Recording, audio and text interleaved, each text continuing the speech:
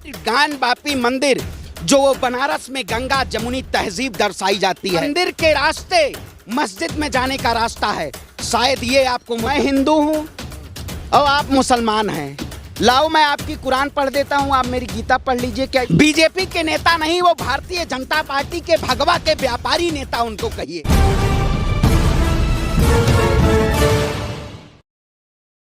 कह रहे जैसा हुआ था अयोध्या में वैसी अब होगा काशी में।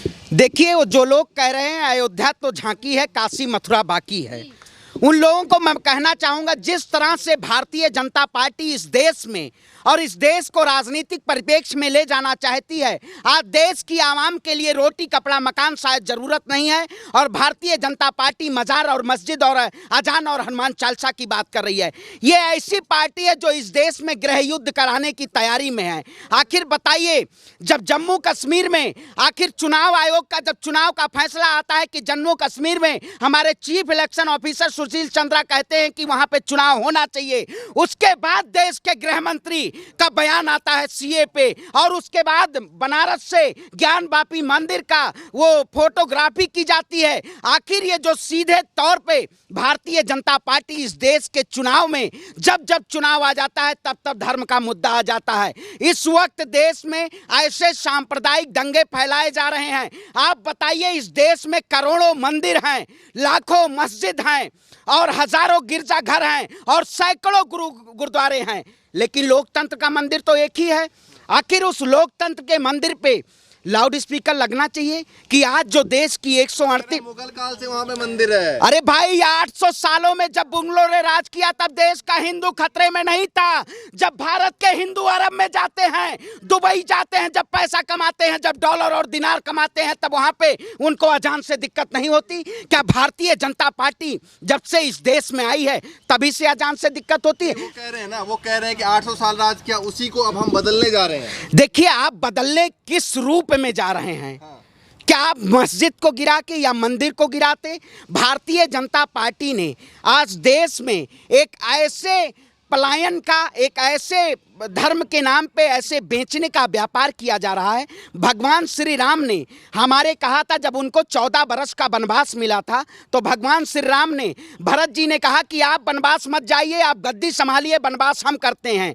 तो राम जी ने कहा था धर्म कोई व्यापार नहीं होता, लेकिन इन्होंने इसको व्यापार बनाने का काम किया। ये व्यापारी लोग हैं, ये चोला को पहन के देश को बेचने का काम कर रहे हैं।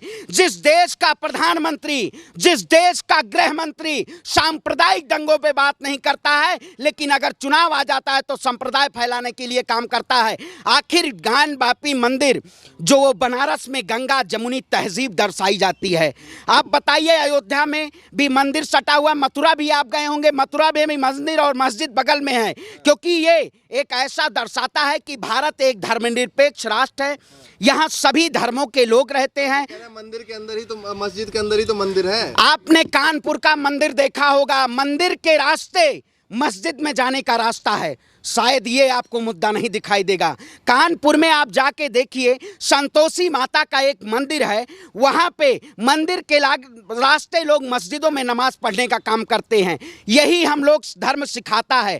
आखिर आप इतने पत्रकार महोदय होंगे, इसमें हिंदू और मुसलमान सभी लोग होंगे, क्या अगर इसमें आपस में कोई लड़ाने का काम किया जाता है? वो कह रहे हैं, सवाल इस बात पे उठ रहा है कि अगर कुछ नहीं है उसके अंदर तो जाँच करने क्यों नहीं दिया जा रहा, टीम को क्यों विरोध किया जा रहा है? आप बताइए, जाँच करने, आज जुमे की नमाज थी कल, जब वहाँ फोटोग्राफी की गई, कितने मुस्लिम भाई थे, उन्होंने शासन और प्रशासन की आंख में जांच करने किया, लेकिन जांच का विषय सवाल ये है, अगर लोअर कोर्ट ने आदेश दिया है कि जांच होनी चाहिए, आज मंदिरों में और मस्जिदों में जिस तरह से अजान और हनुमान चालीसा 80 के दशक से, बहुत पहले से, आदिकाल से बजते हुए आ रहे हैं, क्या अजान कोई नया नहीं हुआ कि आज हमने शुरुआत कर दी है अजान तो उसको बैन होना चाहिए? इससे पहले भी बहुत सी सरकारें आई हैं, लेकिन ये धर्म की सियासत करने वाली पार्टी जो धर्म के नाम पे जब सियासत धार्मिक मुद्दों में दखलंदाजी देने लगे तब देश बर्बाद हो जाता है। बीजेपी नेता ये सवाल उठा रहे हैं कि क्या कोर्ट ने जो आदेश दिया उसका विरोध क्यों?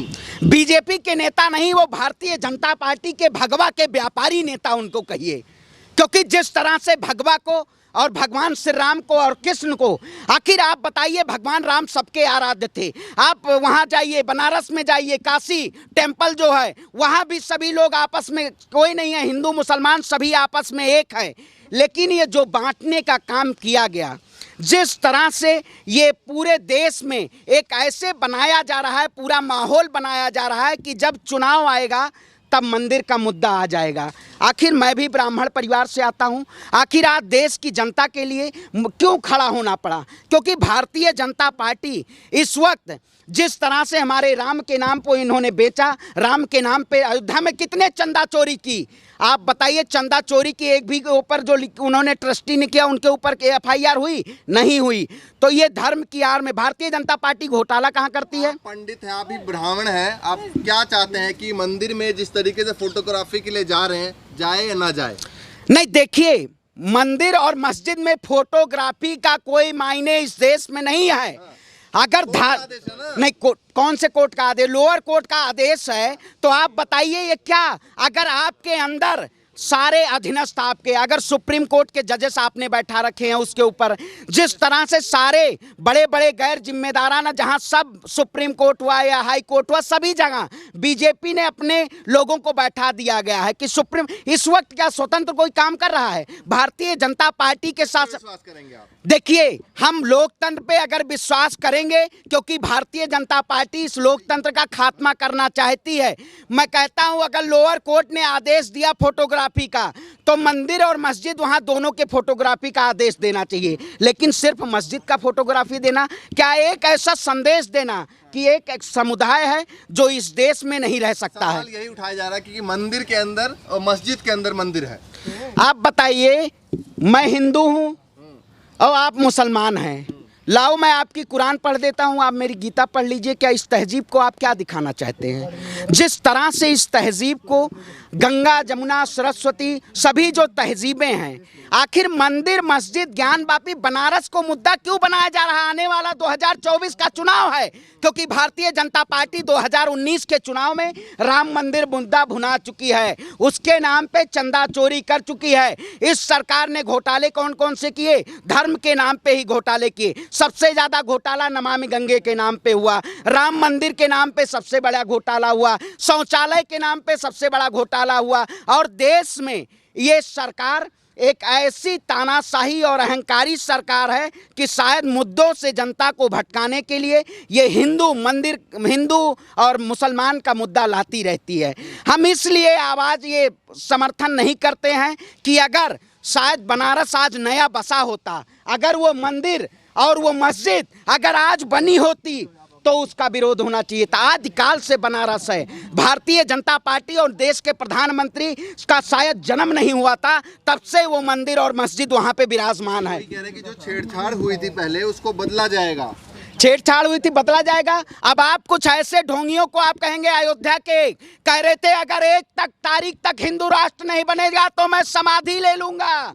उन्होंने समाधि नहीं ली, लेकिन अब वो ताजमहल को जाके जा रहे हैं कि कौन सा महल उसको बनना चाहिए, वहाँ शिव जी की मूर्ति है। अरे ये कौन से ब्रेन वॉश लोग हैं?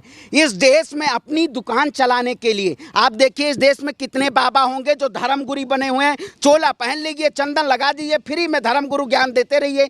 तो धर्मगुरुओं का काम आखिर सियासत करने लगेंगी, बीजेपी को फायदा मिलता है, क्योंकि बीजेपी ने जान लिया कि वो स्किल इंडिया, डेवलपमेंट इंडिया, आत्मनिर्भर भारत और सर्व शिक्षा अभियान, इन सब के जरिए वो चुनाव नहीं लड़ सकती है। उसका एक ही एजेंडा है, केवल धार्मिक एजेंडा। अगर वो धार्मिक एजेंडों को नहीं भुनाएगी तो शायद वो उसकी कुर्सी। हिसाब से क्या मुद्दा है बताइए? हमारे हिसाब से क्या आपको नहीं दिख रहा है? पत्र नहीं, आप क्या नहीं, आपको सर सवाल ही है ना, विपक्ष सवाल नहीं उठा रही है। 50 रुपए तो आज सिलेंडर नहीं, सरकार ने कड़वा तेल भी महंगा पड़ गया कि आप गर्म तेल अपने कानों में डाल लीजिए, आप सुनना बंद कर दीजिए। 50 रुपए आप सिलेंडर का दाम बढ़ा, आपको नहीं दिख रहा होगा। नहीं सुनिए, 50 विपक्ष क्या हम खड़े हैं? देश की जनता अगर आवाज उठा रही है तो उस सरकार को नहीं देखना चाहिए? जो सरकार महंगाई पे नहीं बात करेगी, लेकिन देश की जनता को वो तोड़ने के लिए, बंगाल में जाके तोड़ने के लिए किया जाएगा। आखिर वो कौन लोग हैं जो अयोध्या में, आपने देखा होगा राज ठाकरे भी कह रहे हैं अब अयोध्या आना है। आज जब आपका अस्तित्व धर्म के नाम पे जब आप इस देश की जनता को तोड़ने का काम कर रहे हैं, तब आप कह रहे हैं अयोध्या भगवान श्री राम का दर्शन किया जाएगा। आखिर भगवान श्री राम के नाम पे कितने लोगों की दुकान चल रही है? शायद वहाँ पे जो हनुमानगढ़ी और रामलला का मंदिर है, जिस नाम पे ये लोग लूटने का काम किया, ट्रस्टी के लोग पुजारी होंगे। आखिर बताइए। यूपी चुनाव से पहले कह रहे थे कि ट्रेंड चल रहा था फेसबुक पे, चलो मथुरा, अब ट्रेंड चलने लगा है चलो काशी। देखिए, जिस तरह से ये घुमाया जा रहा है, पूरी तरीके से एक भारतीय जनता पार्टी का धार्मिक सिलेबस है।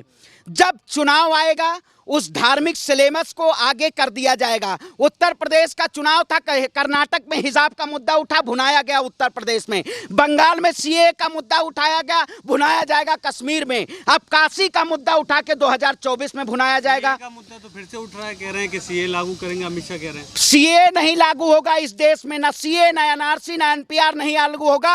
अगर ये लागू करेंगे तो जिस तरह से देश में आंदोलन हुआ था उसी तरीके से आंदोलन होगा। और प्रधानमंत्री मोदी जी और देश के गृह मंत्री जी को चैलेंज है, देश की जनता आंदोलन करने का काम करेगी। और अगर इस देश में मंदिर और मस्जिद को क्षति पहुंचेगी तो हम खड़े होने का काम करेंगे, क्योंकि हमारी भाषा में आंदोलन तो पहले भी हुआ था, सीए वापस थोड़ी हुआ। क्यों आंदोलन हुआ था? कृषि कानून वापस हुआ ना, तो सीए के बारे में नहीं तो वो भी वापस होगा। ये वही प्रधानमंत्री हैं, जब जब डरेंगे तब तब ये वापस करेंगे। जब जब इनको चुनाव हारने का समय आएगा तब ये वापस बिल करेंगे। तो 2024 में आंदोलन बैठेगा, बीजेपी तुरंत सीए और एनआरसी वापस करेगी।